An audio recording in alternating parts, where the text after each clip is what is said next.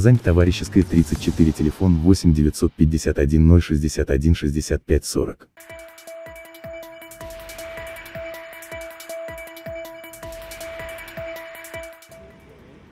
У Международной арбузовской премии более чем 20-летняя история, и учредили ее именно в Казани. Везде трудились известные химики, отец и сын Арбузовы. Почти столетие они возглавляли Казанскую химическую школу, которую знает весь мир.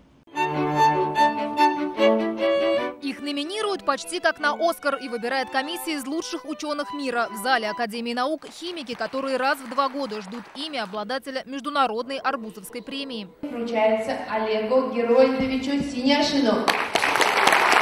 В этом году награду получает академик Российской академии наук, выпускник Казанского университета Олег Синяшин. 40 лет он занимается исследованиями химии фосфора. Первые слова благодарности наставникам.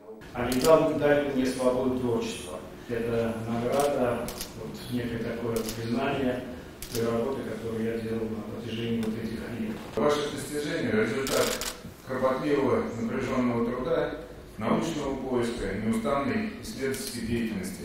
Мы гордимся вашими успехами и вкладом в развитие современной науки.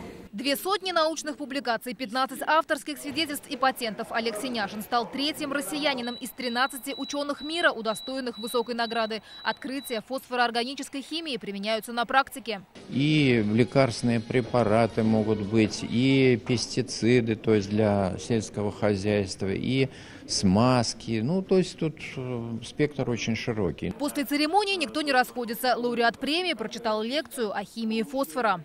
Анна Городнова, Данил Филатов, ТНВ, Казань. Смотрите все новости дня, программы и фильмы в наилучшем качестве на YouTube-канале ТНВ. Подписывайтесь.